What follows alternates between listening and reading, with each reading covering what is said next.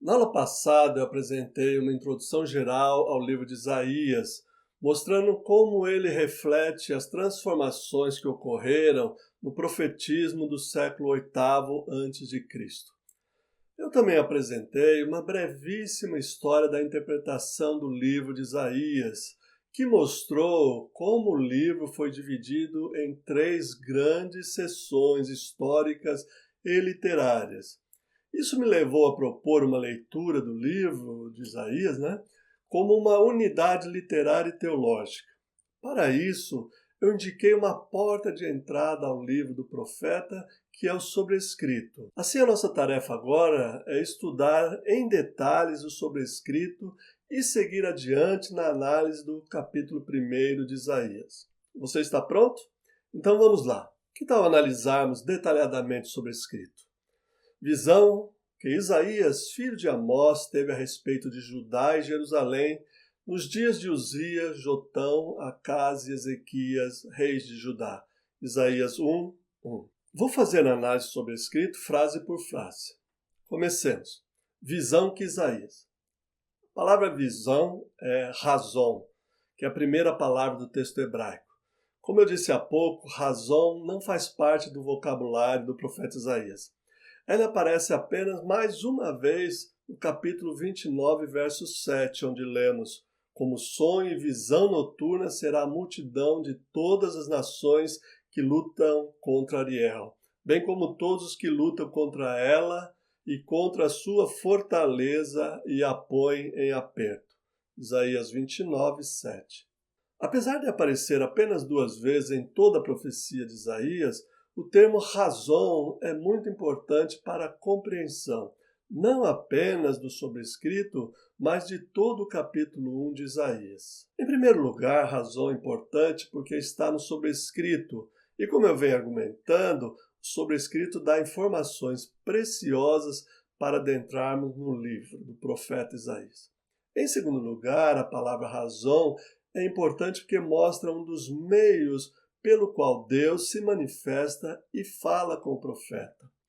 Em terceiro lugar, razão é importante porque indica o gênero literário específico dentro do conjunto de formas de falar dos profetas.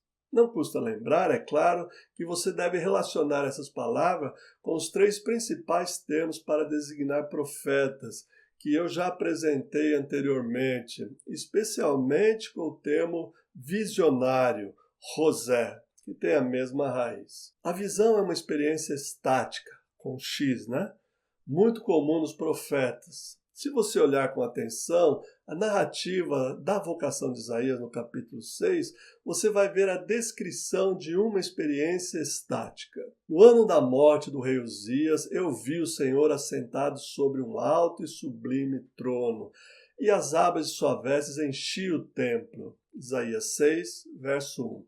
O texto inicia com Isaías afirmando que viu o Senhor. Eu sei que o verbo ver, raá, deste versículo, não é da mesma raiz de razão, mas mesmo assim se refere à experiência de ter uma visão. Observe que o texto traz elementos bem característicos de uma visão estática. Por exemplo, Isaías vê o Senhor, verso 1, e sua corte celestial de serafins, verso 2. O mesmo verbo ver também aparece no verso 5, dando a dimensão da santidade de Deus proclamada pelos serafins. Santo, santo, santo. Em contraste com o pecado de Isaías e do povo, verso 5. As vestes do Senhor, verso 1, e a fumaça, verso 4, enchem o lugar. Os umbrais da porta se movem, verso 4. Os serafins voam e trazem uma brasa do altar para tocar nos lábios do profeta e purificá-lo, versos 6 e 7. Depois dessa experiência visionária espetacular, Isaías tem uma audição. Ele ouve a voz do Senhor, verso 8. É uma experiência, entanto, essa de Isaías no templo. É uma experiência de visão, mesmo não tendo o termo razão do sobrescrito. É interessante notar, neste contexto, as palavras de Isaías em 29:7, como sonho e visão noturna será a multidão de todas as nações que lutam contra Ariel, bem como todos os que lutam contra ela e contra a sua fortaleza e a põem em aperto. Nós já acabamos de ler esse texto aí, não é mesmo? Aqui o profeta usa sonho, halom, e visão noturna, razon laila, o que sugere que as experiências de visão não ocorrem da mesma forma. Seja como for, visão, razão, no sobrescrito de Isaías, tem uma importância que não pode ser subestimada, sob a pena de se perder a essência das experiências proféticas. Essência que é a revelação de Deus diretamente ao profeta. Se lembrarmos da primeira ocorrência de razão no Primeiro Testamento, em Samuel 3:1, dá para se ver a importância do falar de Deus através de visões. Veja, o menino Samuel serviu o Senhor diante de Eli. Naqueles dias, a palavra do Senhor era muito rara. As visões, razão, não eram frequentes. Primeiro livro de Samuel 3:1.